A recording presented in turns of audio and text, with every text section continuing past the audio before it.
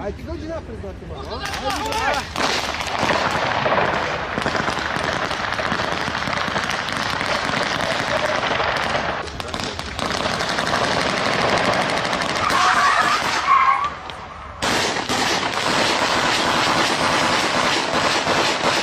जय हिंद दोस्तों। हमारे जो प्राइम मिनिस्टर का पंजाब दौरा था वो काफ़ी डिस्टर्ब रहा। इसमें कई सारे सिक्योरिटी ग्लिच भी आए थे।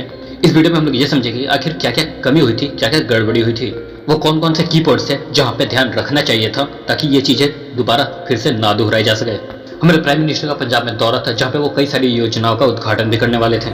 चुनावी रैली तो थी ही, साथ में कई सारे योजनाएं भी थे जो कि काफ़ी ज़्यादा महत्वपूर्ण थे।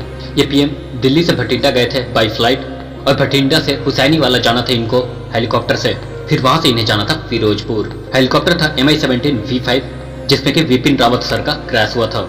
हेलीकॉप्टर को पहले 2 बार उड़ा के देखा गया पर मौसम बहुत ज्यादा खराब था, इसलिए लास्ट में ये डिसीजन लिया गया कि भटिंडा से बाय रोड जाएंगे, पहले हुसैनी वाला और उसके बाद फिरोजपुर। ये दोनों ही पाकिस्तान बॉर्डर के काफी नजदीक है, लेकिन हुसैनी वाला से पहले ही फ्लाईओवर पे हमारे पीएम का काफिला रोक दिया गया। तो हम समझते हैं कि आखिर क्यों रोक दिया गया। देखिए, प्राइम मिनिस्टर की सिक्योरिटी बहुत बेहतरीन तरीके की होती है। इनके काफिले में जितनी भी गाड़ियां होती है सारी बुलेट प्रूफ होती है। इनके सिक्योरिटी के लिए SPG लगे होते हैं, यानी कि स्पेशल प्रोटेक्शन ग्रुप। इसका सिलेक्शन डायरेक्टली कभी नहीं होता है। इसमें या तो आर्मी या पहले मिलिट्री फोर्स या फिर पुलिस में बहुत बेहतरीन काम किए रहेंगे तब जाके इसमें सिलेक्शन होता है। SPG भले ही सूट में दिखती है पर उनके अंदर बिल्कुल बुलेट प्रूफ होते हैं। उनके पास सारे लेटेस्ट हथियार होते हैं, पिस्टल कैरी किए हुए होते हैं, वो आंखों पे काला चश्मा होता है ताकि किसी को पता ना चले कि वो किधर देख रहे हैं। प्राइम मिनिस्टर के पास 3 लेयर की सिक्योरिटी होते हैं। इनके आसपास SPG के कमांडो होते हैं।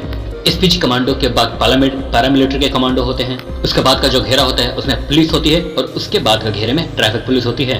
तो इस बात से ये समझ सकते हैं कि हमारे प्राइम मिनिस्टर के लिए कितनी जबरदस्त लेयर की सिक्योरिटी होती है।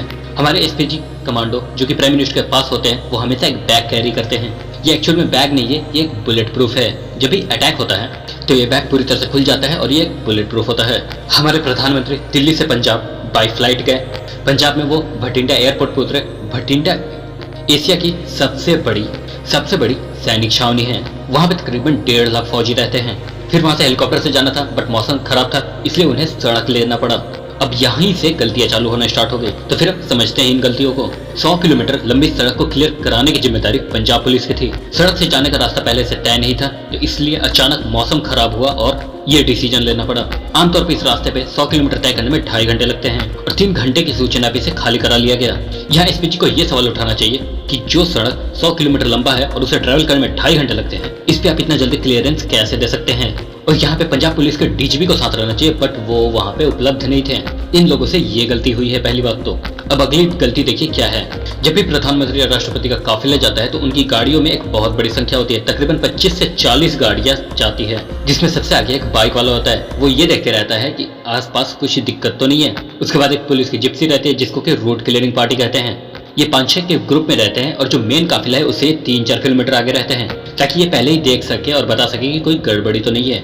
और इनको दिखा ही नहीं कि किसान ट्रैक्टर लेकर सड़क के किनारे खड़े पड़े हैं। और यहाँ पे जो गलती हुई है वो पुलिस से हुई है। तो अब तक मैंने जो गलतियां बताई वो पुलिस की बताई। अब मैं आपको बताऊंगा कि SPG ने क्या क्या गलतियां की है। SPG एक बहुत ही बेहतरीन ग्रुप है पर इनसे भी गलतियां हुई है। इन्होंने पीएम के काफिला लगभग 20 से 30 मिनट फ्लाईओवर के ऊपर रोका है। वो भी क्यों? क्योंकि पुल आगे से जाम था।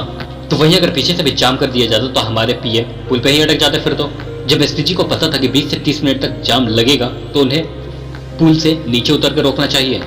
अगर कोई भी ऐसी दुर्घटना होने की आशंका होती तो वहां से निकल तो सकते थे, लेकिन पुल पे से भला कैसे निकल सकते हैं, वहां पे तो घिर ही जाएंगे। दूसरी गलती, फ्लाईओवर पे जब हमारे प्रधानमंत्री जी कह रहे हैं कि हम जिंदा वापस आ गए, इसका मतलब कि सिचुएशन क्रिटिकल हुई होगी तभी वो ऐसा स्टेटमेंट दे रहे हैं। SPG को वहां पे इतनी देर नहीं करनी चाहिए थी। प्रधानमंत्री को आधे घंटे तक नहीं रोकना चाहिए था और उन्हें वापस लाना चाहिए था उसी टाइम पे। अगली गलती, गृह मंत्रालय का अंडर आता है खुफिया एजेंसी यानी कि इंटेलिजेंस ब्यूरो। इंटेलिजेंस ब्यूरो को यह पता होना चाहिए कि जो रास्ता जा रहा है वो ग्रामीण मालवा होकर जा रहा है और ग्रामीण मालवा का जो क्षेत्र है वो एकदम हॉट पॉइंट बना हुआ है प्रदर्शनकारियों के लिए। तो आखिर इंटेलिजेंस ब्यूरो ने कैसे क्लियरेंस दे दिया जबकि अभी पता है कि इतना बड़ा प्रोटेस्ट हुआ था। प्रधानमंत्री देश का होता है, वो किसी पार्टी का नहीं होता है, इसलिए देश हमेशा ऊपर होना चाहिए। तो यहाँ पे इंटेलिजेंस ब्यूरो का भी फेलियर है। गृह मंत्रालय ने भी पंजाब सरकार से ये पूछा है कि आखिर ऐसी क्या रीजन थी कि मुख्यमंत्री वहां से रिसीव करने तक नहीं आए। तो मुख्यमंत्री का अपना कहना है कि कोरोना प्रोटोकॉल को लेकर वो जूम में थे। ये भले ही रैली करेंगे वहां पे कोरोना प्रोटोकॉल नहीं लगेगा, लेकिन प्रधानमंत्री को रिसीव करने के लिए इनके पास कोरोना प्रोटोकॉल लग रहा है। उस राज्य के डीजीपी को प्रधानमंत्री के काफिले में सबसे आगे रहना पड़ता है, क्योंकि किसी भी राज्य का सबसे बड़ा हेड होता है DGP, director general of police. लेकिन प्रधानमंत्री के काफिले में डीजीपी अवेलेबल ही नहीं था। ये तो सरासर गलत है। तो आई थिंक आपको इस वीडियो में सारी इन्फॉर्मेशन मिल चुकी होगी और सब कुछ क्लियर भी हो गया होगा कि आखिर इस दुर्घटना के बारे में क्या चीज है। तो मिलेंगे अगले इंटरेस्टिंग और नॉलेजेबल वीडियो के साथ, तब तक के लिए जय हिंद।